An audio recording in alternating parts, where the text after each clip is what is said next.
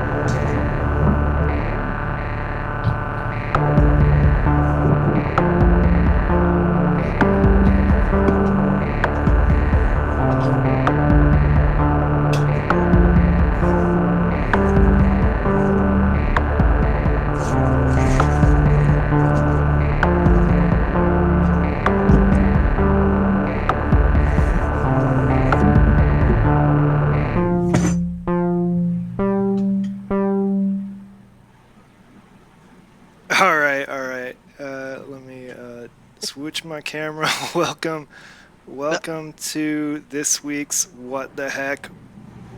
We have Robbie and Bartok. How big and awkward is it?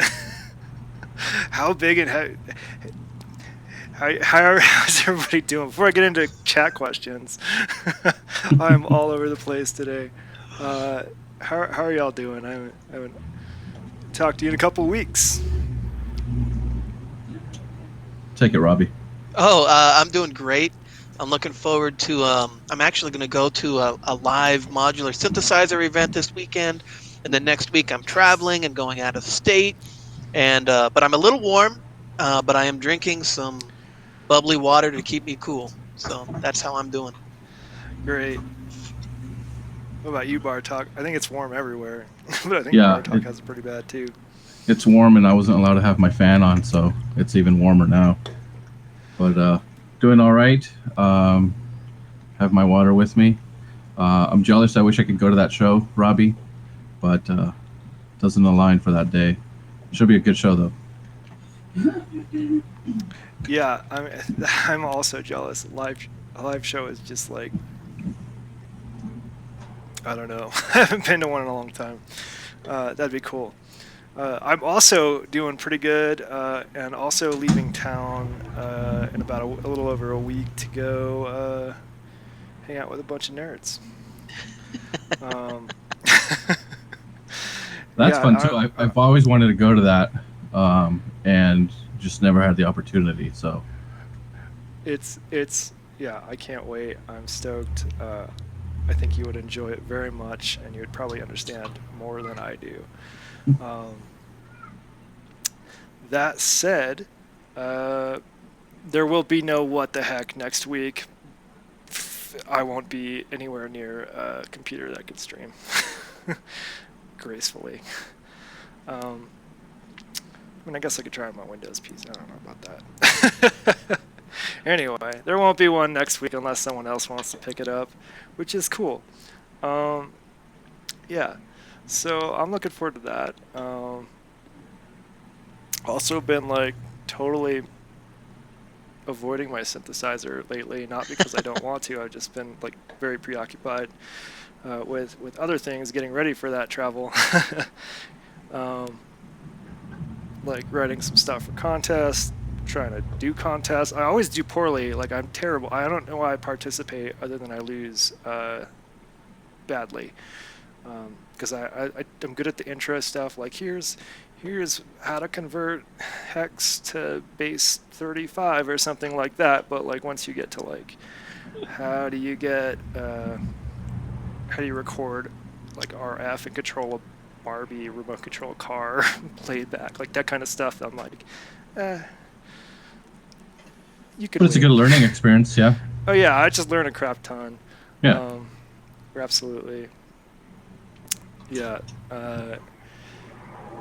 But what was I doing recently that was sort of relevant? I don't even remember. I was looking at some sound waves. Anyway, when I have been messing with it, I've been getting weird with stuff. Like I don't know, weird for me. Like this is kind of weird. What the heck is that? That is a weird sound. Right? Isn't it? It's it's like I think eight. No, what it is a held note, a single held note, coming from this oscillator, going in the VCA I have set to like a gate loop, really fast, so you're getting some distortion there. Then I have that sound going into actual distortion, into a filter that is modulated by the Evil Eye sequencer. So. Hey, let me ask you about that actual distortion. What does your thing do to distort it? Does it just overdrive it, or does it wavefold it to hell, or what does it do? I don't have any wavefold. Well, I have a wavefolder halfway built, but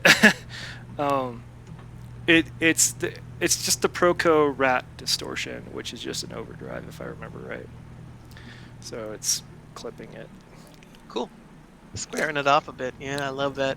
I've been doing a lot of experimentation with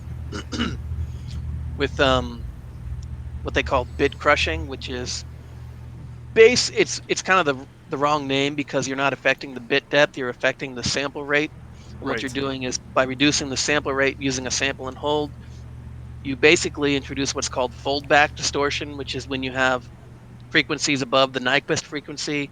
It's technical, but the short version is you get this interesting complex harmonics and complex overtones, and it sounds real crunchy and weird. And usually in digital audio, it's something that you want to avoid because it's distortion. But you can do it with your modular, and it makes a boring sound neat. And I've been doing a lot of experimentation with that. I agree. I very much like the bit crushing on the data bender that has two different bit crushing types, and the problem is I usually have that hooked up into my drums like I probably do now. And I don't drums often sound do it on awesome. drums, but they do Drums sound sound awesome, awesome. especially like a longer decay on the kick. Just with that bit crushing is rad. I love to bit crush the kick, and I love to bit crush the snare because suddenly you can make it this. The other thing you can do is you put it through a low pass filter, so you get this really bottom heavy sound, right? And then you bit Yeah. crush the fuck out of it, and you get this explosive punch of a snare. I Yeah. love it. Yeah. Yeah. Snares are fun. I mean, white noise is fun, and snares are white noise extreme. I've also been playing a lot with this like triple Atari Punk console. It's the Atari Punk console thingy that just only makes the worst sounds. But I really like the sounds it makes. Like they're not like pleasant on their own. Like if I just hit, like that's not pleasant. That's like. But it sounds like Atari. I don't really know the Atari sound chip that well, but I am aware that a lot of Atari games have that unique noise character, and when they do play pitches, they have this weird out of tune quality. Yeah, so this isn't. I mean, this isn't even using an Atari chip. It's just called that because the sounds it makes are so Atari-like. They're so similar to that Atari sound. But it is really fun to like. I've been using it almost as like a white noise and things, but like.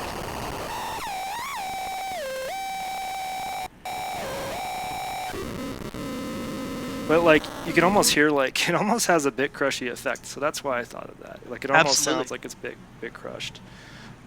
Sounds great. And that's because it's basically three Atari Punk consoles hardwired in a way that can like modulate each other. Yeah, I was gonna say they basically FM each other. Yeah. Right. which Big time. is just insanity already. Wow.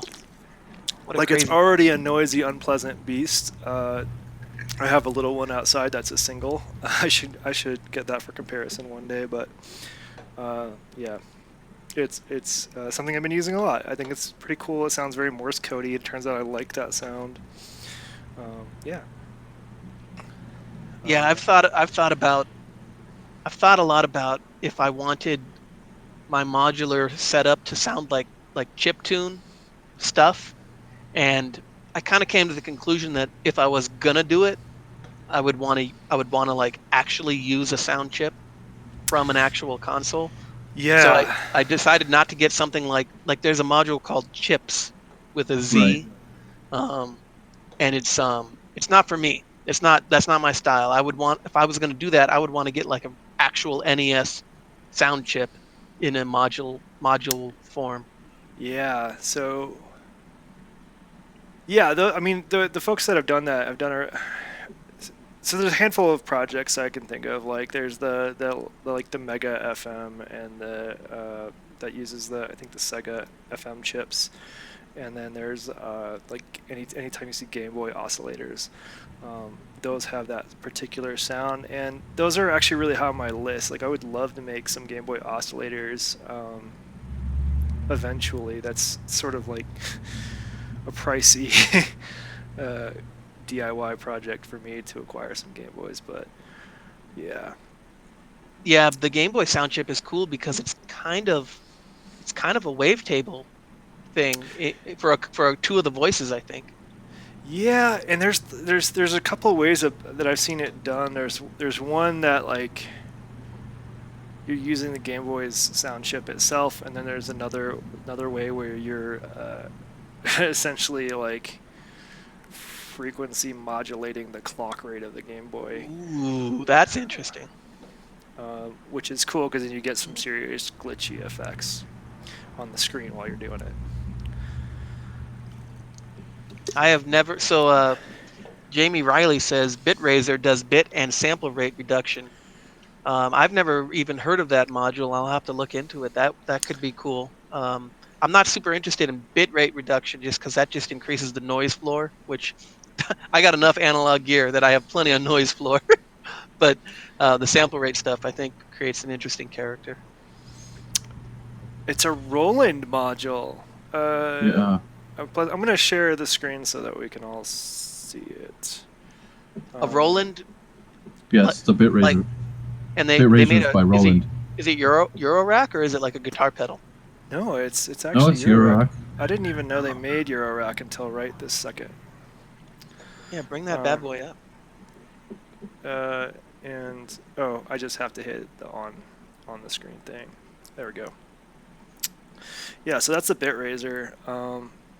I just zoomed in on the side, so it's bad quality, but it's good enough for YouTube. But yeah, it's cool. Let's see, you got sample rate, bit down, resonance. Oh, you had me at resonance, and low pass, high pass filter. Cool. Wow. Yeah, I noticed that whenever I do bit crushing, or to do that distortion, you absolutely want to pass it through a low pass filter because it gets super noisy, super quick, and you're gonna if you don't filter it, you're gonna have a bad time. Yeah, I mean, that's why I don't think you can ever have too many filters. Specifically low pass filters. You're cheering to the pep squad. Yeah, low pass all the things. Yeah, I mean, high pass is rad. I actually am debating. I'll probably build a high pass filter at one thing and put it like at the end of my, like at the end of my, like after my mixer, like after my modulars baking mixer. I love the sound effect of, like, for interest, like turning the cutoff up on a high pass filter on the entire mix. Yeah. And then like once it gets to just only the high end, then you bring it back in and make it drum and bass or something like that. Yeah, that's exactly why I would put it at the end of the just end of chain. It's perfect for that. I actually I'm amazed that, like, if I was gonna make a drum machine, A, it would always have a filter. B, it would probably have one of those filters that can go left for low, right for high pass. Yeah, similar DJ to that. style, Yeah. quote unquote. Because even just doing the drums has a similar effect, but end of chain is the way to go. I have a module that I'm not using because I don't have enough room for it in my tiny 300 HP case. But there's a module that I have called Golden Master from Yeah. Endorphins, and you can independently cut. I use it as an end of chain EQ, and you can cut the highs, the mids, and the lows in a very dramatic way. That's cool. Yeah, that's one very much on my list. When I get my stuff together later this summer and build a Eurorack case. I want to hear Robbie's best tips for drums in the case. Robbie's best tips. I can talk you through it. Okay. First tip: get BIA, get Basimus Terratas Alter.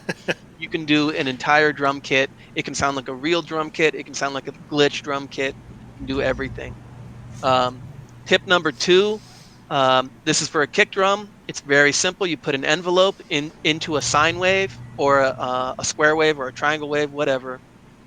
Oh, look at that. That's good for triggers. That's Sweet 16. Tell me about that module. I've never used it. Yeah, so I feel like when we're talking drums, there's a couple ways that people do it, right? And my quick tip for drums is to get a trigger sequencer, and I really like this Sweet 16 by Robau. You have 16 trigger outs. You've got a reset, a MIDI, and then this is play. So you can send this to like a clock in, or you could send clock in to here, and so you can control it with another sequencer. And basically you could program all the steps. On here you have 64 steps, so you would cycle through pages, but if you wanted, 4 to the floor, you would just do 1, 2, 3, 4. And you can divide these, so this could be on beat or eighth notes or 16ths, 30 seconds, whatever. And for me, I mean, this is, I don't know how many HP it is off the top of my head, but it's small enough where if you're looking to do this in a case, I would do something like this along with BIA.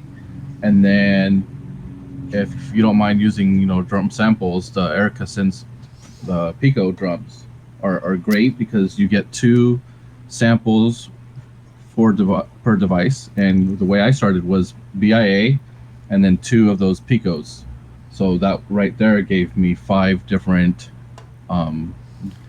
drum sounds that I could play off of. Let me ask you something about that Sweet 16.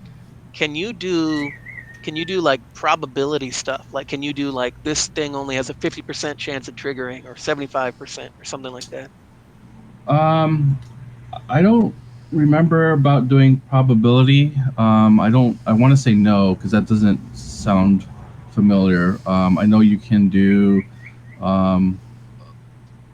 some swing. Oh, that's good. But yeah, I don't think it can do probability. I may be wrong. It's been a while since I've really dug deep into it. But and the other thing is you can only save like 1 memory slot basically. So what I was doing for the longest time is, since I only had the BIA, and then I actually had 2 Pico drums and 1 2 HP hat. So that gave me an open closed. It gave me 4 drums, and then the BIA that was 7. So I used the top 8 section with 1 pattern, and then the bottom 8 for another, and that's kind of how I tricked it, where I would program something different here, and I could just move those and change what I was using, and that kind of allowed me to have 2 patterns saved for performance. Yeah, you had enough channels. That's cool. Yeah. What would you say is like an ideal, like what are the essential drums? Like if you're just gonna have your go-to drum sounds, like what would you have? I mean, I think of it in terms of like a drum kit, Yeah. So you'd have a kick, a snare, a hi hat, open and close, and like a tom, something basic. I'm not really good in drums though, so that's how I think about it, and that's what I've done. But I don't have a strong drum background. I don't have a strong drum background either, but I definitely think that I don't really have. I do have the mutant snare module, but that's the only module I have that's dedicated to like a drum sound, and I only use it as a snare drum about half the time, anyways. Yeah. Um, Yeah, but I will say that um, the vibe that you create in a patch changes dramatically when you add a kick drum, because all of a sudden something that's super spacey and confusing and ambient, if you just put 4 kick drums on it, suddenly it becomes like something that you can bob your head to, and it's Yeah. amazing the transformation, and I love that. Yeah. I think. I mean, my go-tos are kick drum and snare for exactly the reasons you described, Robbie. Like, but either one of those can completely change the feel of what's going on. Like the kick drum can, now you have a heartbeat going to something that could have been spacey and a little harder to track in terms of like dancing. yeah, But like the snare drum, like if you want to add energy to something, instead of 4 to the floor kicks, put 4 to the floor snares, and you've got like instant energy in there. Um, and then open and close hats I like, because hats you can like close hats especially, you can sprinkle them in and modulate, and they just I add a feel lot like of a interest and energy. I feel like a hi-hat sound you almost can't do it wrong. Just put in a Yeah. bunch of random like hi-hat sounds, and it right. sounds good. I mean, when I'm doing the hi-hat, very often, like, if you look closely, if I've remembered to change the camera angle, I'm literally mashing the buttons roughly where it needs to go, and that's it. Like, it doesn't even matter if I get them all or whatever. Like, yeah, it's hard to mess up hi-hats, especially 16 notes or Man, 8 notes or whatever. But hi-hats are the pizza of drums. they're so good. Um, but also, I think like another thing that I love is the way. So one of Schmooster's questions got me thinking about like, um, let's see, let me find the question again. It was like variations, like what are your tips for variations? So that got me thinking like, how do you like let's say you've got a sequence like locked into like 4 bars or 2 bars or something, and your sequencer is kind of annoying to iterate on for whatever reason, or change patterns instantly. Like I found some really fun ways to sort of add significant variation. Like one thing is run your drums through an effect. Like I love overdrive, because if you run it through like a mediocre overdrive pedal, or like I use the muff or the Proco Rat or whatever, but if I run it through there and like all of a sudden I crank up the kick drum's decay and hit the distortion button, almost all of my snares sort of like invert, like it completely changes the feel. So so effects are great for that. And that overdrive's only like the tip of the bucket. Like you can do all sorts of things, high pass bit crushing, like repeat stuff like Morphogene style, or data bender style, like random iteration on drums. So like those are good ways to add variation on drums without changing the sequence. Yeah, I love to do effects on drums. My go-to thing that I probably overuse is reverb on the snare. And specifically what I do is I have a toggle switch on my mixer, because I use an aux send for my reverb, that Smart. I can switch it from post fader to pre fader, which basically means that the aux send amount is 100%. So instead of getting, the volume's at like 25% on the fader, but basically I send 100% of that sound to the reverb, and I get this super massive snare drums. Yeah, it just goes on. Yeah, that's pretty cool. I've also heard like other folks doing something similar, but running I don't remember if they're side chaining or running the reverb sound itself through a VCA to sort of like cut it off just a little bit or control it a little more, but that also adds a cool effect. I think like Dead Mouse and like those artists use that a ton in their tracks. Gated reverb is a big thing. Yeah, totally. Yeah, it's fun. So that's how I would do variation. Like that's how I do variations on drums. Yeah, and then I would say another way to do it is to have some Logic modules. Yes. Yeah.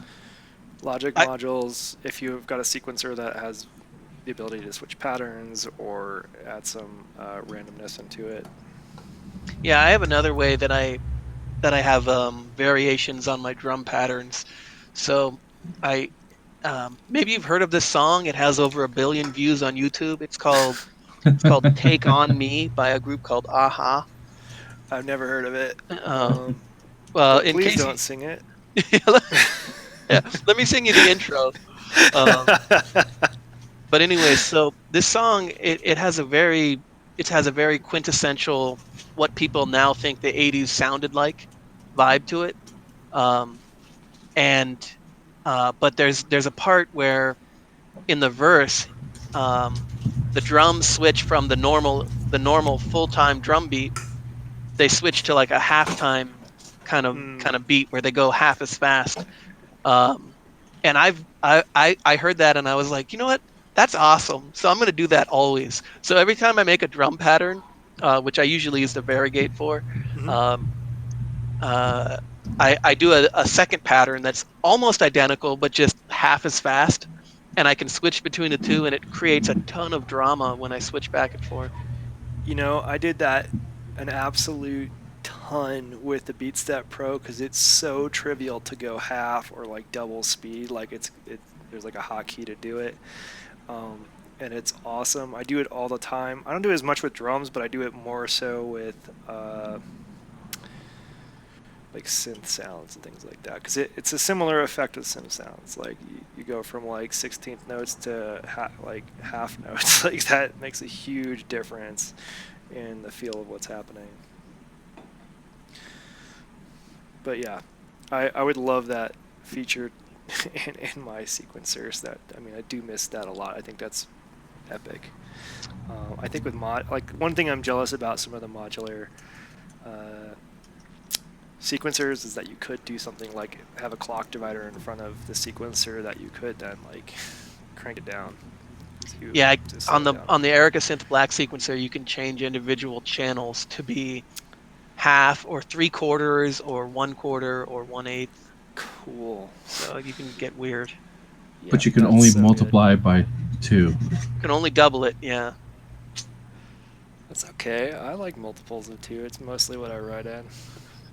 Triplets are for the hardcore who like fighting their sequencers 16 steps. I hate, you know what, that's actually one of my pet peeves is every sequencer I've ever used, if you want to do triplets, like you have to count a lot. Yeah. Like if I make like an 8-bar sequence in here, like I've done it enough times where I roughly know where things are, but it's still very annoying, and it gets worse when you have more unusual note divisions, like 5/4 or something, 7/4. Yeah, definitely a lot of math involved, and then for me, trial and error, trying to figure out where to put the reset signal, because sometimes that comes too early or too late. Or it gets shifted. Yeah.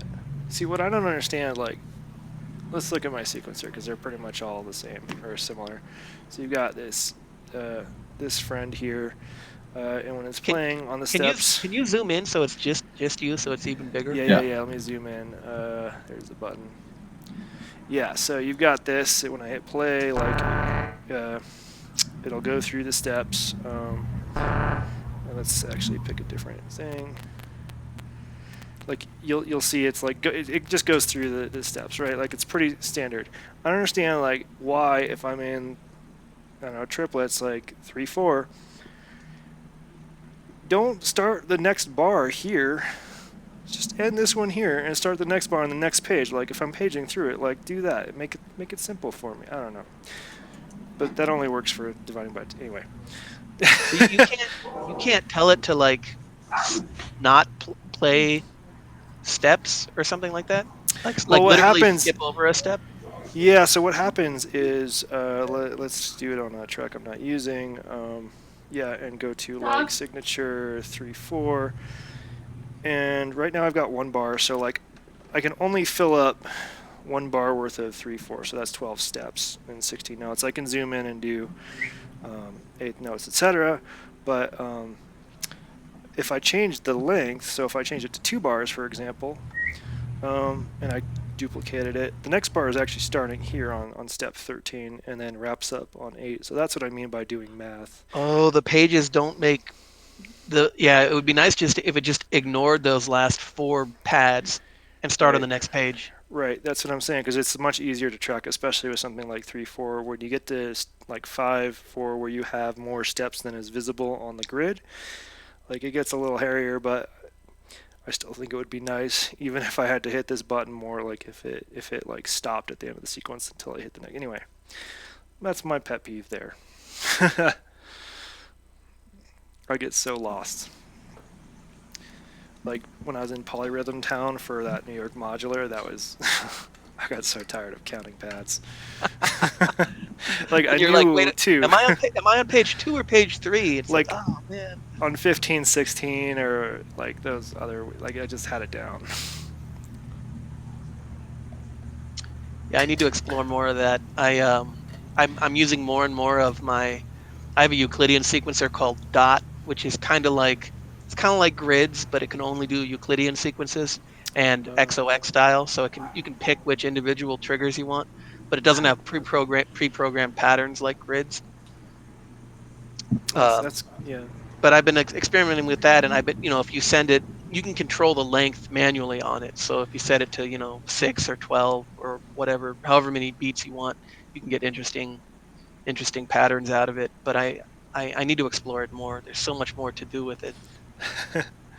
Yeah, there's like I found, because I'm not, like, I have not studied music in any sense, but I've started to, like, the more I mess with polyrhythms, there's like sweet spots for each type of, well, not even polyrhythms, but different time signatures. There's like sweet spots for different time signatures. Like I really like 15, 16, but like every track I make sounds the same with 15, 16, because I'll do like 4 notes, 3 notes, 4, 4, or something like that. Like, and it works. It just feels like a little bit faster than.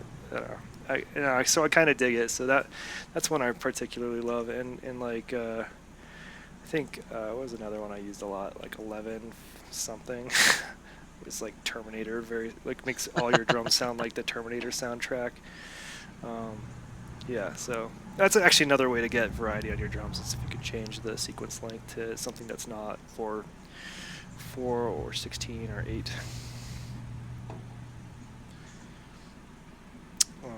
Yeah. Polyrhythms. Polyrhythms. How about that? Yeah, do it. Yeah. Dare you.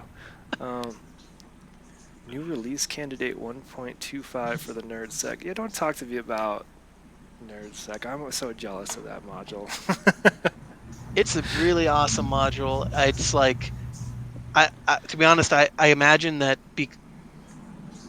it doesn't have the pads that the Pyramid does, but with that one exception, I think it just blows away the competition. It's so versatile. It's so amazingly, it can do so much. It's an amazing, like, it's an amazing module. Yeah, I also, I'm really excited to try that style of sequencer. Like, I'm still waiting to get an LSDJ set up, but Oh, on the Game Boy? yeah, Yeah. I'd love to do it there. Like, it feels like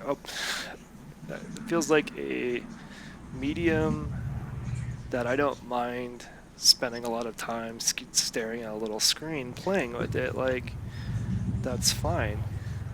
And then I can use it to sequence other things too, which gets even cooler. So like, yeah, I'm excited for it. Like I can go hang out on my couch and sequence stuff, and then come down here and see what it sounds like with big synths. Have you ever looked at the Polyend tracker? It's like a standalone box that is a tracker. I have, and like I know a few people that have it, and it's funny. I think it's just the same problem with all trackers. Like people either love it or hate it, and I think it's amazing. I think it's a very cool machine, especially like its sampling capabilities. Like if it had been out when I was looking for another sequencer like this pyramid, I probably would have it instead of the instead of the pyramid. Not that it's better or worse. It's just like it's a very attractive machine with very clicky buttons. And a nice big screen that it looks very nice. I haven't really interacted with it much, but it looks like it would be a joy to use. Yeah, and I am a sucker for aesthetics. Like the pyramid's an amazing machine, but I really don't like pads. I think they're awful. Even I know there's touch sensitivity you can do with pads, or like how hard you hit can change the velocity, but to me that's completely useless, and they just get dusty and you have to take the whole thing apart to like prevent like double taps and stuff like that, which is a big deal on something that has a lot of hotkeys. And also as far as the screen goes, like it's an okay screen. It's very much like a backlit Game Boy screen, and I mean that like the original Game Boy, not like a new thing. It's not great. Like I would much rather see like an OLED screen on a modern machine. Yeah, I think that's what's in the Erica Synth Black sequencer, and I love the clicky knobs. That the knobs click, and you can depress the knobs to do things. And then there's sometimes where you can. It does a lot. I love that thing. Yeah, the Rample has similar encoders. There they have the detent, so they click when you rotate it, and you can click them in to select stuff. Yeah, those are pretty nice encoders. And it's a nice feel, you know. Yes. Yeah, I'm a sucker for all of that. So that's what I'm looking for. That's why I would like to try more sequencers in person at like a shop, just to like get a feel for like the buttons and stuff like that, because I think I'm completely over pads at this point. I would like mechanical everything. Yeah, there's something to be said for being there, because it's such a personal thing. It's how do you want to touch it, and and you got to touch it to figure that out, because you're not going to know, or you might make the wrong decision if you're not actually doing it. Like, because I thought, there's plenty of things you think you're going to love, and then you go and try it out, and you're like, well, that doesn't really do much for me. Yeah. I'm also thinking about like wear and tear. Like a lot of I've just had problems with machines with touchpads in the past. There are situations where I think they're really good, like a dedicated drum machine. Yeah, touchpads are fine. Like my fingers won't get sore after 10 minutes of finger drumming, even though I'm terrible at it, and you'll never hear me do that live. But it's fun to do. My partner has to hear me do that, where I'm like, I think I'm a synth lord, so I'm playing like the bass with one hand and the drums with the other, and I feel awesome, and none of it is in time. It's really horrible to listen to. So I think there's a use case for them, but like not particularly with my use case. Lollipop Tom? I don't know what that means. Crack cocaine. What are we talking about in chat? I turn away for 2 seconds. Yeah. Poop, crack, and lollipops. Can't you time quantize? I don't have anything. Well, I mean, I think my sequencer can time quantize, but I don't have any. I mean, it does that by default, because it doesn't. Let me talk. take this one. Yes, the Scorp does quantization, both rigid quantization, and there's like a human setting where you can like, if you've programmed it in, you can like sort of detune the quantization, like make it so it's less on the beat for some variation. I find that when I like hit record and play a sequence and then I turn the quantizer on, and this has happened with more than just this sequencer, it doesn't always know where to put notes. So I might be hitting a note that I think is like right at the start of the sequence, like, but it thinks it's all the way at the end of the sequence at like 97% moved over, like, and then when I quantize that, it snaps that back to 0. So instead of a beat right at the beginning of the sequence, I have a beat on the very last 16th note of a sequence. Like, those are the things that happen to me with the quantizer. So yes, I can quantize. I just use it sparingly because it. Because you play so poorly that it's literally closer to the wrong beat than the right beat. Thanks, Robbie. But yeah, that's true. It's so true. I mean, that's why I don't play anything live. I don't try to play a drum live. I don't try to play a keyboard live. It's all in the box. It's all canned, and you're gonna get. I mean, I'm gonna tweak knobs and make magic happen, but I'm not trying to play anything live. Yeah. Oh, yeah. What about you, Robbie? I mean, not Robbie. Bartok. I'll do keyboards live. I do that a lot. You guys don't see it because it's hidden. Oh, it's a key step. Yeah. The best keyboard of all time so far. Yeah. So I'll whoa, it must be Closing sunset. time. Yeah. Let me fix that. But yeah, the key step I'll do live quite often. But the drums, yeah, I don't, since I'm not really familiar with drums and I don't have a solid background on that, I usually pre-program all of that. What I'll do is I'll do a lot of variations, which the Metron, kind of gives me that ability to do that. Yeah. Do you ever make Metron variations live? Like, because you have immediate access to all 16 beats. You can just instantly create a new pattern. Yeah, I don't ever do them live because I'm too nervous about it. So I feel like I'm gonna mess something up, and I've tried doing it and I just forget it because I have to like really think like, okay, what button do I push, and I have to like push this one, and so the Metron I'm not that comfortable with. I watch some of the guys use it and they're constantly doing stuff live and changing it, and I'm not there yet. Are you unsure about it because you're not sure what beats to put the triggers on, or are you unsure about it because there's like these key combinations you have to know to get in the right mode? Both. So there's the key combinations that I tend to forget during a live performance, and then on top of that, it's what is going to sound good, as far as the drum pattern. I have done where, let me see if I can get something loaded real quick. So what I have done live is minor changes to stuff, or yes, even now it's taking me a time to just load something in. It's going to be a little hard to see. So you can kind of see the brighter red ones, right? Yeah, I can see the red ones. Yeah, some are on, some are off. I got that. Yeah. So pretty basic pattern right now. Yeah. So what I have done is, done stuff like this where I'll have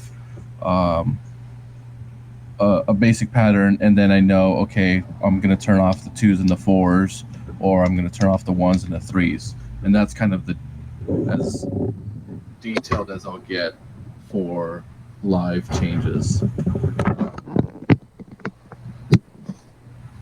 But a lot of it is, I'm really unsure of what's going to happen and how it's going to sound.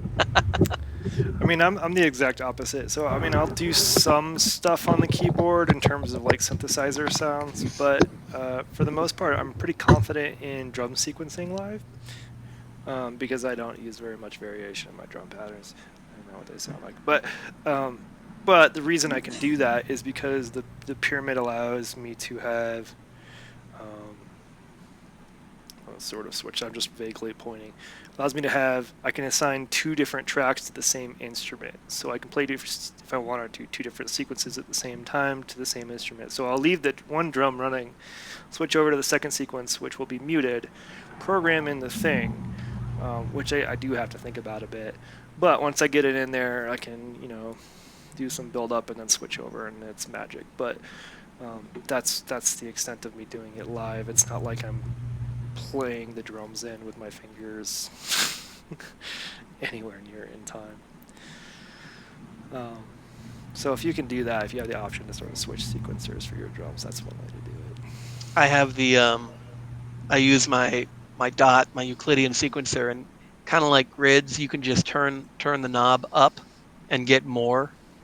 So I can do that for variety sometimes. But I typically use that for melodic voices. So I have some sequence going on underneath, but maybe I'm only triggering the actual note to the actual amplitude. I'm only triggering the note to play, once or twice per 16 beats. But then you can turn up the knob and get more hits.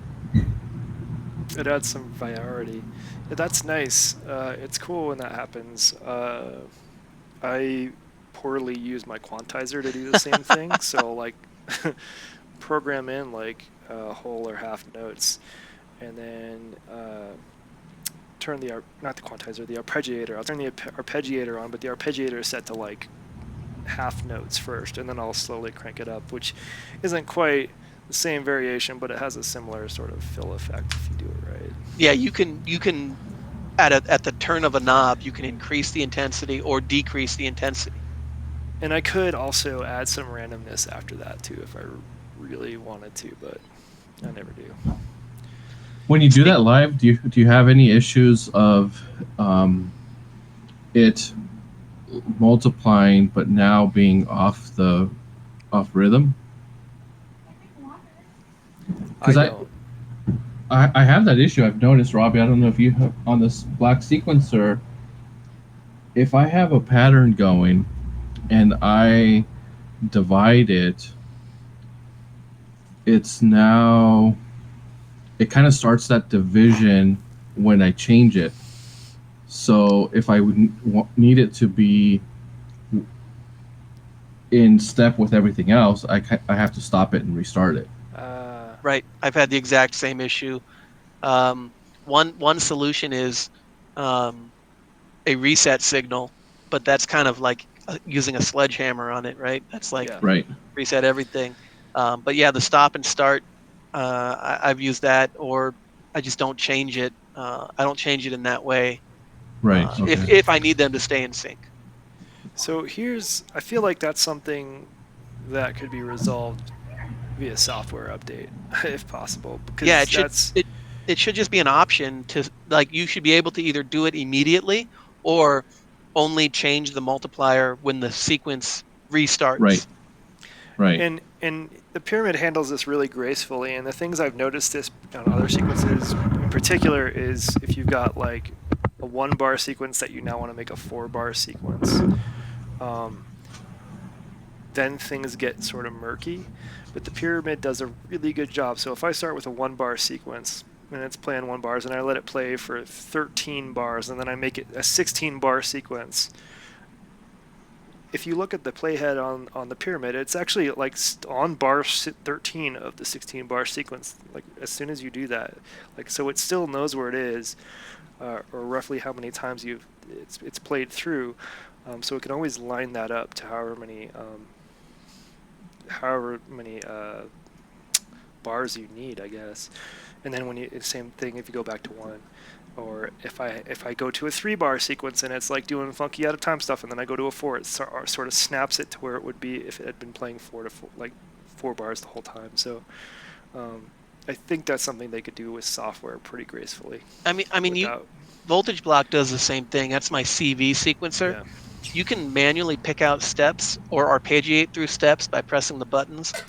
And you can also change the divider or the multiplier by turning a knob, and you can multiply or divide up to by any integer from 1 to 16. But if you bring it back to 1 or take your hands off it, it'll always line up as though you hadn't fucked it up. So That's so good. It's really cool. Yeah. It's really fun. Those are, I think, modules that have been, like, that's a module that's they've taken great care to make sure it's performable. Like you have a lot less. There's nothing stopping you from messing with it while performing because you know you can always snap it back to where it needs to be. Another thing that's interesting about arpeggiators is that I can't decide if I like or not is that all the ones I've used go from like quarter, like they alternate between divisions of 4 and divisions of 3. So like I'll go from like quarter notes to like three I don't know, eighth note on 3/4 to like eighth notes or like whatever the sequence is, but like it's always there's always some division of 3/4 in between 4/4 divisions. Like it alternates, and it makes it so you can sort of like slow things down, or I don't know. It's weird. It makes sense to me though. Like if I want to double, I have to click twice, right? Like I have to go really quickly go through those 3/4 notes. I'm saying all the wrong things, I know, Robbie, but leave me alone. No, it totally makes sense. I was just thinking I don't have an arpeggiator of any kind like that. The closest I've done is I had a sequencer, and then I plugged audio rate clock into it, and the sequencer was 3 or 4 steps, and it was just an arpeggio that I programmed into it. But other than that, I've never actually used any kind of arpeggiator module, so I don't have any insight here. Well, like here's an example. I'll do it with drums actually because it's a little easier to hear. I think. Let me set it up again to do repeats. I have to unmute the module, the step. So like you can hear it's doing like I don't know, 8th notes, right? And then if I go up 1 step,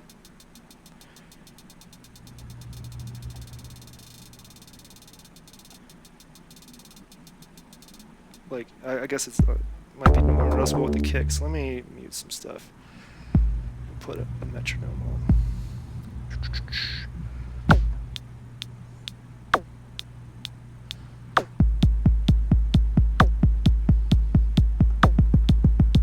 Yeah, see, it went triplet there. Yeah, I hear it. Now you're at 16s. Yeah.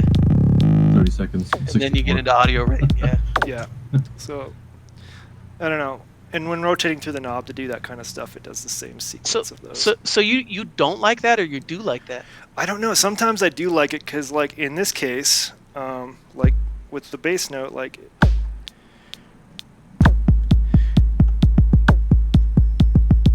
that's pretty good, right? Like I like that. Right. But when I'm going for, like, sometimes I just want to double it really fast, and yeah, it's hard to do 2 clicks reliably. Yeah. Yeah, in this case I'm using the pad, so it's completely controllable, but like a lot of the times I have it on like a knob control that's doing it.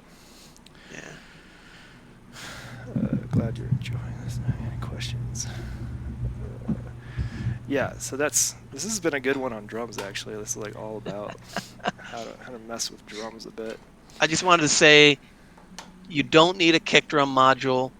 What you need is a trigger and a decay envelope, and then plug that into the volt per octave of an oscillator. Instant kick drum, you'll be happy. Absolutely true. And it's a lot more modulatable if it's not a specific drum module usually, because you could do anything you want with it. Yeah, I turned this thing, like I was really eyeing the Drummer from Another Mother, like I really wanted that thing, and then I turned that 8-step sequencer and this whole modular into a giant Drummer from Another Mother, and it's exactly what you described. And you can add a filter in there too for some like extra resonant bass that makes your walls shake. Yeah, you don't need a kick drum. I would absolutely agree with that. Just need a couple of modules. And that's basically what they are. I mean, they've just done the homework for you. Yeah. Yeah. And they're really easy to get back to home. Like the Drum Brute Impact, all analog, like it's doing all that for me, but like it's really easy to like, it's very performable because I can't mess it up too bad. I love the sounds of that Drum Brute Impact, with one exception. sometimes I kind of wish the snare drum was a little bit beefier. The snare drum needs something. I Can you play that I'm snare? used to it. Is it plugged Like, in right now? Can you play it? It's like, well, that's okay, but it's just kind of like there. this is as hard hitting as this snare drum gets. Like, That's it. That's the maximum. Yeah. There's nowhere to go from there. yeah. Like- So like, it's good, but is it like I don't know. Like, let's see. Let's go to like a random A5. Well, and or the something. rest of the drums on that, the rest of the sound. Oh my God, listen to that. Hold on, none of those are. But the rest of the sounds on that drum root are great. Oh my God, listen to that.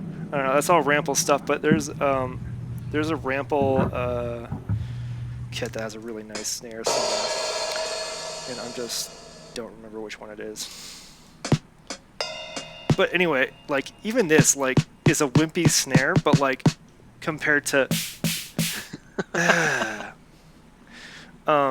but I do think the sound is really good. Like I don't think it's a hard hitting snare, but this snare is awesome because like I crank the decay up on the kick and the snare and I just get like instant industrial machine like, and that's like maybe too long on the decay, but like you put those at the like one hit per bar or even over 2 bars, Right. and you get like it's awesome. I love that I can super quickly go from like decent snare to like really long decay snare. And I it forget, does does that have reverb or does it have a filter on it? I mix up because the one like I think the drum brute has one of them has a drive and one of them has a filter. I mix right, up so the drum brute Impact and has the Impact. drive. This does not have a filter at all, Okay. which is a bummer, but the drive's pretty good. And right now the drive, when I played the track earlier before this, I didn't have the drive on. Now it's on, and when I crank it way up, like it makes things gnarly. Ooh. Like gnarly. So yeah, I like the drum brute. I'd been making a mistake my entire usage of it up until like a couple weeks ago when I did this on accident, where I usually put the level knob like straight up and down as like just right in the middle so I can adjust it either way. But this thing, like right in the middle, it makes mostly pleasing sounds. Like you don't hear a lot of distortion. Like there's a little bit there. Okay, fine. You crank that all the way up and with distortion, awesome. So good. Yeah, I love that machine. If they make a tiny version of it for Eurorack, I would be so grateful, Arturia. Come on. Yeah, it seems like an obvious thing to put in a Eurorack module. Like, we know you like Eurorack because we've seen the key step and the beat step. Like, they have a crap ton of CV. Get to it. Yeah, that's one of my non-modular things that I probably won't get rid of until there's like a good alternative. But as far as synth sounds, I could ditch everything except for maybe the 2 Korgs. Though I like the microphone too, because it's just the friendliest little sounding guy.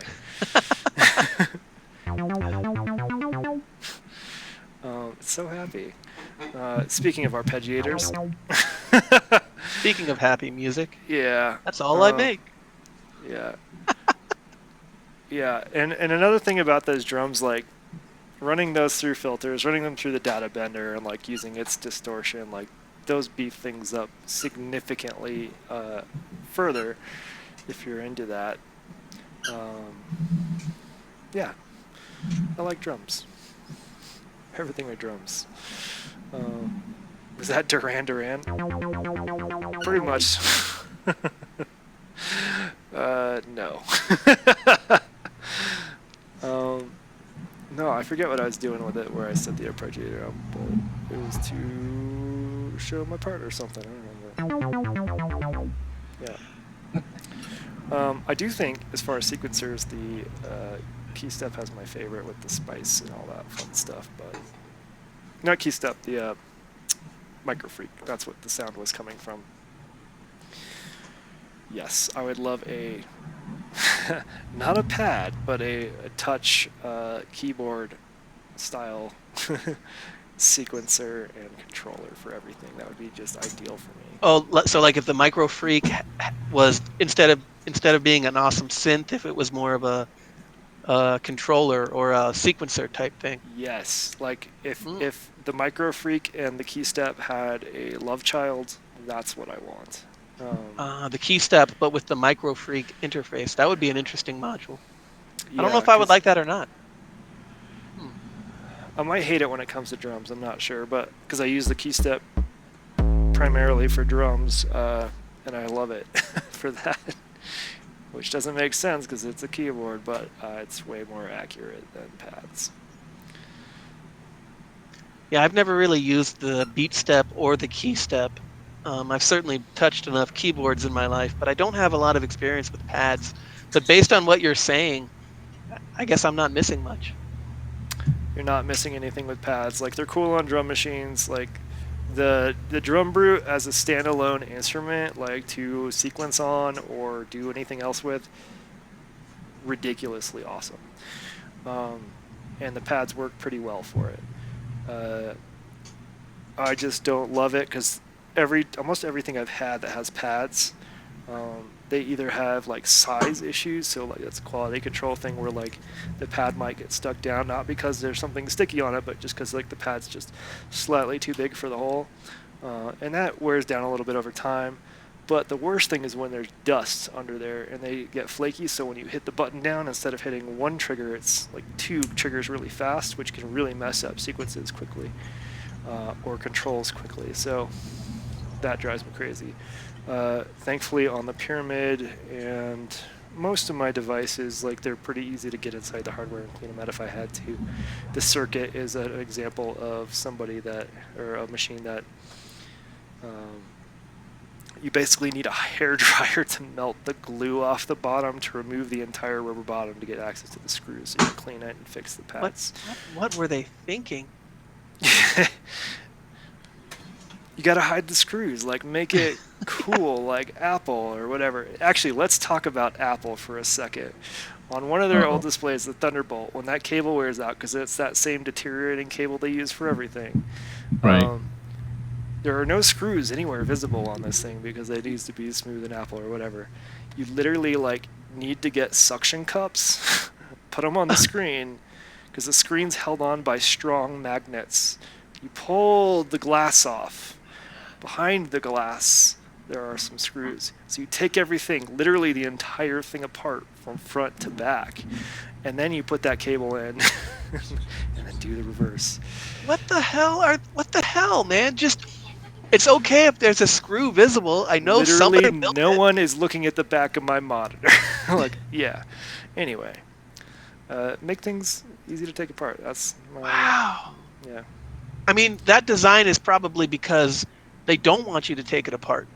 Oh Yeah. yeah, they absolutely do not. But the funniest Yeah. thing about it is like once you get it fully apart, to replace the cable, it's straight up like a Thunderbolt connector inside on a circuit board. So like they could have just put that port on the outside and anyone could change the cable instantly. What the? Oh boy. I have, I don't buy into the operating system platform holy war. I think there's a time and a place and a reason for every operating system. I think there's a time and a place and a reason for every phone platform.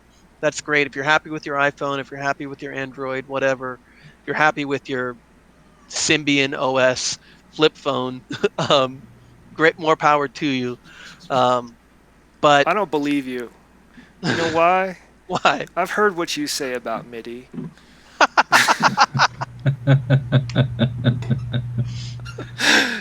But I tend to be with you. I make fun of everything that doesn't make sense.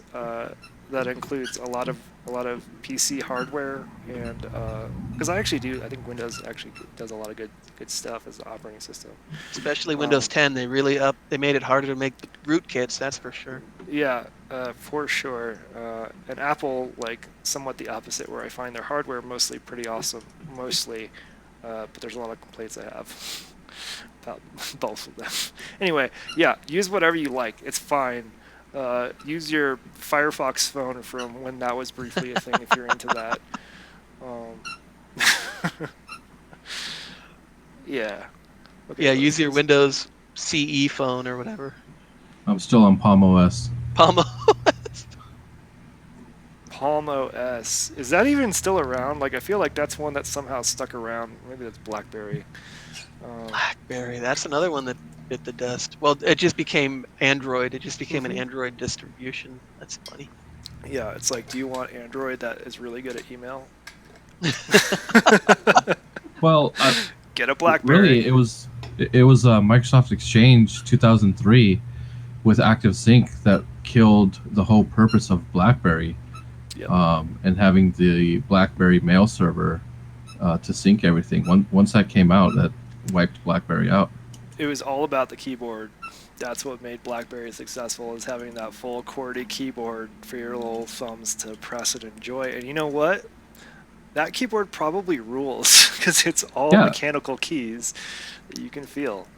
Yeah, it's a fantastic keyboard, but I remember that in order to for corporate, in order to have your email and your contacts and your calendars and all of that stuff synced, you had to have a BlackBerry server, and that BlackBerry server, there was license for all the users.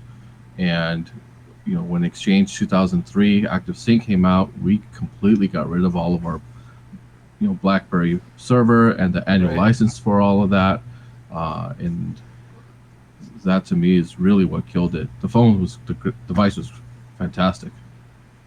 I'm sorry, y'all. Welcome to What the Heck, where we talk modular and BlackBerry servers. Get with it. What about the pager? Okay, we should wrap it up with a question about modules or modular. Yeah. Is there and I got a question. Is there any module that you either have thought about or currently do have two of, because you're like, wow, that is so good, I need two of the exact same thing? I don't know what you're pointing to, Bartok. You're going to have to say it.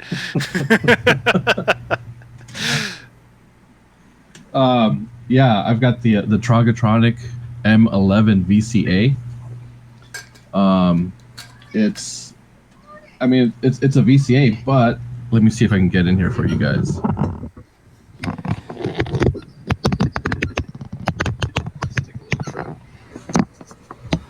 It has these momentary buttons. What do they do? So basically, there's a switch, so I can turn the VCA off, and then it's activated when I press the button. Okay. So, it's fantastic for having like a bass line, and then I'll kill that bass line, and then just go like dun dun dun dun dun dun dun dun, and just so the sequence is running, but I'll just come in and manually play that to add some variation to a sequence. That's awesome. Yeah, M11. So that would be an M20. Two M10 filters. So, and yeah, that, it doesn't do more than that, but I love it so much that I had to get two of them. And then I've got two 1U, the IntelliGel little, what is it? The FRSs, I forget, but it's another touch control.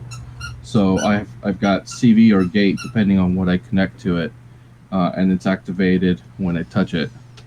Yeah, I only know FRS is Family Radio Service, and I don't think that's what it is. No. I don't have any. That'd be cool though if I could tap into that, right? Yeah.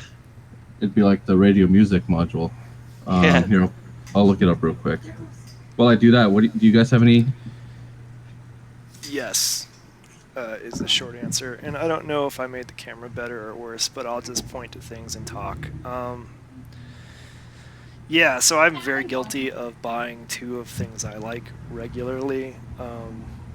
let's start with where the camera's pointed. Like these oscillators, I think are freaking awesome. They have a built-in tuner on each one, so you can see I've detuned that one for that bass earlier, but they have great sounds. They're pretty basic oscillators. I have 2 of these MS-20 filters, even though they're gigantic. Like this is like this is like 12 Euro rack filters or something. But like it's a very good filter because it has 3 inputs with a mixer, MS-20 clone basically. 3 CV inputs for the cutoff, meaning 2 of these have attenuators, so I can control the level of signal. The third one does not. They are awesome, very performable filters. What else is visible that I have? I have a bunch of ADSRs and mixers and stuff like that aren't as exciting. Those are more like functional things. So let's go down to the bottom row. I think, can you even see that? Like, not really. It's okay. You're just gonna have to imagine. But like, I have 2 input modules. Like they have little piezo's on the back that are normaled. So if I don't have an input going into them, they use the piezo, and I can use this control. So that's why this one has the door stopper on it, because it's a great CV control actually. Like really, like this one, like if I push in just a little bit, you get like a super intense like wub sound from a bass if you've got it going. And this one I often use as a trigger for things like the rample. So those ones I absolutely adore so much. They make everything flexible and fun and interactive, and you can sort of bring real world stuff that's not very musical and make it musical. So like I really like those. And the one I'm considering getting a second one of is the rample, because that may actually be my solution. While not ideal, it might be my solution to have 2 ramples as a drum kit in my modular. It wouldn't replace the drum brute when I'm at home, but it would mean I don't necessarily need to bring the drum brute if I'm going places. So that's another one I'm considering, because I don't love any of the existing drum modules for Eurorack right now. Like there's some that I do like. They have great sounds. I think like the Queen of Pentacles is a great example, or like the BIA that you mentioned earlier, but they're all trigger controlled, and I want MIDI control for my drums because it's like one cable, and I can do a lot of fun stuff with the sequencer. So those are just some of the ones I have 2 of. That would be a lot of drum sounds if you had 2 ramples. I mean, that would be like a ton of sounds, right? Yeah. It's potentially 8, or if I put stereo sounds in, it's essentially two tracks per.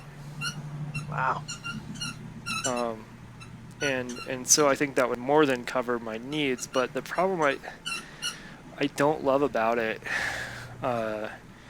is I do love playing with the pitch and decay, in particular for the bass drum. Like I love the decay on the bass drum. I love the decay on the snare, but perhaps I should I just instead of like changing the decay performatively, I switch to a different drum kit that has a drum with a long decay and a snare. Oh, interesting. Yeah, I don't know. So there's other ways around that problem, but it does have some performance features. I find the knobs like really hard and weird, but it's because it's a smaller size and they have multifunctional controls. So like I hit a button and now all the knobs control like bit crushing, for example, or another knob, and now they're all on the filter, another knob, and another button, and all the knobs are on I forget what else, like freezing, or there's a pitch right there, so I can't do some pitch, but yeah. Yeah, I'm really uninterested in using samples. I don't have any samplers, but I have to be honest. The Rample and the Bitbox Micro, both of those made me think about it. Like I seriously was considering it, and the dog is really loving that toy. Wow. I was wondering what's going on there. Yeah, so I'll mute myself. Sorry. Yeah, I was like, what's going on? Is lots of squeaking happening? Someone's got a squeaky chair. Maybe the modular is still on. I don't know. But I thought that was you guys. No. Play this for a minute. I will in a second. Schmooster, I'm afraid to click that for just a sec. I want to sort of finish a thought, which is the Rample. I actually hate samplers. Like, they're super fun to play. They're terrible to add samples to universally. Maybe an exception is that Digitact, but I have not used it, and I don't necessarily want another box. So I probably won't get one. But the reason I think they're bad is because it's really hard to make samples. Like, when the workflows in current DAWs right now, or audio editing software, are such that like they don't necessarily encourage, like, let's say I make a recording of me whacking on random pieces of, I don't know, ventilation or something, and then want to split up into multiple samples. They don't really encourage that. Like in Ableton, for example, it's really easy to make that a drum kit by just like making a little drum kit, but like exporting those as individual files that are chopped up in a specific format, I have no good way of doing that. So I absolutely hate that about samplers. But with the Rampler, it comes packed full of sick drum kits of every genre. Yep. Out of the box, to the point where, like, yeah, I'll add some samples when like folks that I'm a Patreon of make cool sample packs that like require very little editing. Like, okay, maybe I need to change it to like 24-bit whatever, but yeah. So that's. I mean, I just hate making samples, I guess, is the problem. And the Volca sample was similar in tedium to get good samples on it. He has a weird phone app and audio in and all that.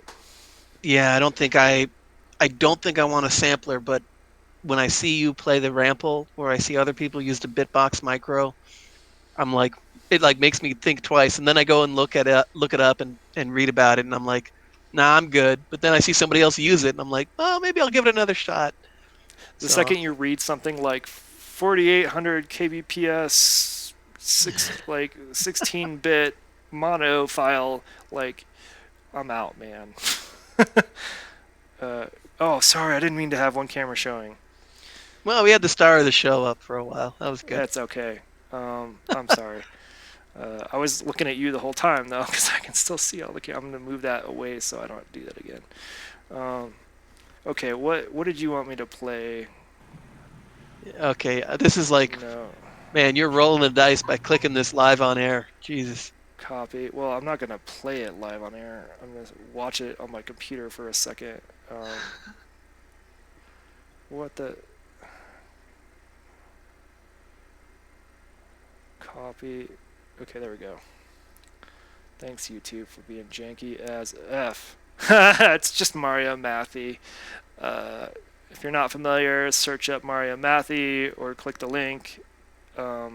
It's just a guy really into synthesizer with one of the best YouTube videos of all time. I'm not going to play it here because I don't want to take down notice or anything like that. So,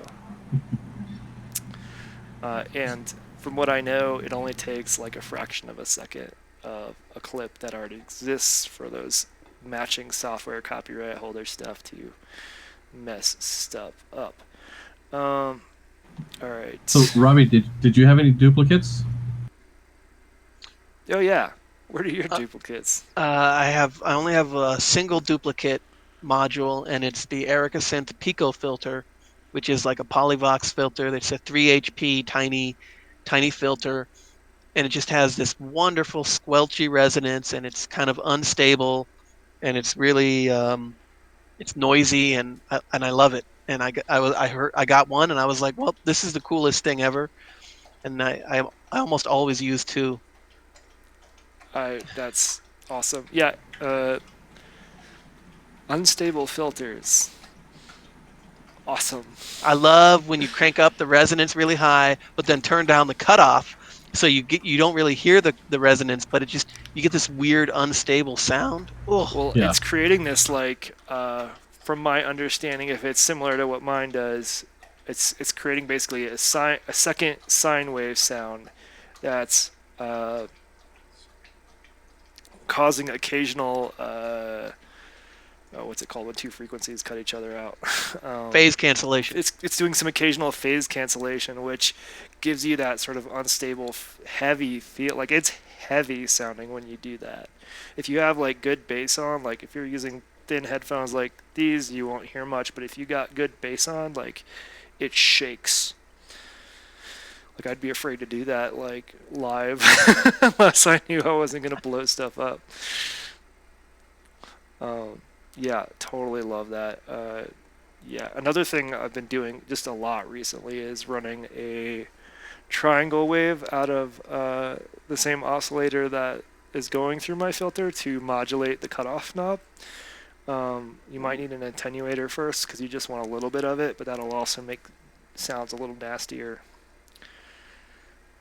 The triangle wave is an LFO or is it audio rate? Audio rate. Okay. Wow. And if you're sending like multiple oscillators, let's say you've got a pair of oscillators or 3 oscillators going through your filter, go with whatever one's in like the sort of the middle range. If it's too fast, it's a little harsh. Too slow, it gets very fart boxy. Instant fart. I like how there's just an instant fart button right there. Oh yeah, built the whole machine just for farts.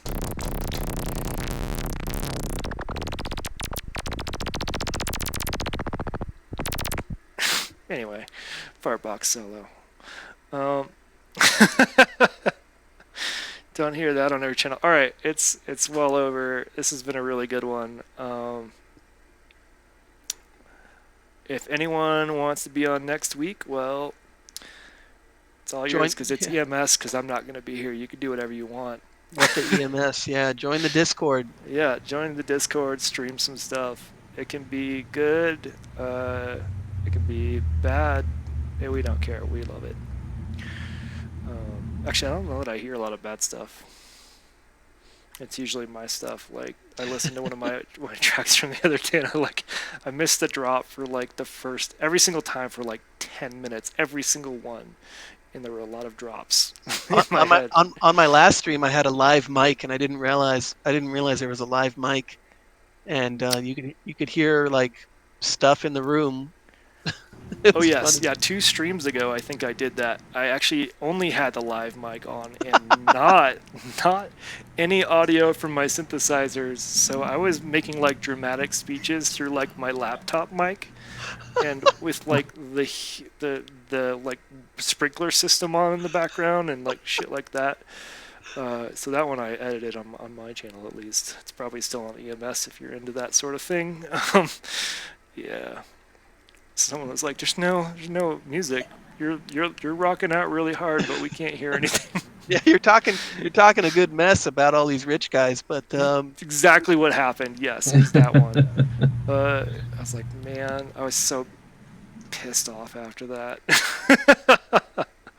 All right, have a good week, y'all. I'll see you in a couple weeks. Actually, I'll probably do some streaming. If not tonight, then like almost every night for the next week or so. Woo! Yeah, have a great time, man. Stream. Oh, I'm gonna play us out real quick, right? Play us That's out. what I'm supposed to do. Play us out. Here, Yeah. let's with live commentary. Yeah. You know what? We'll leave the camera on, and let's see. Let's start with the good sound. Oh. No. I think it was this one.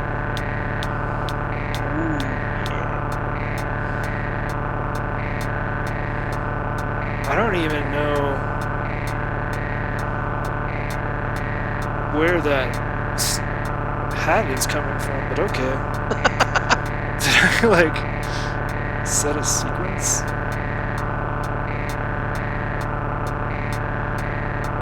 I don't know. It doesn't matter. Oh yeah.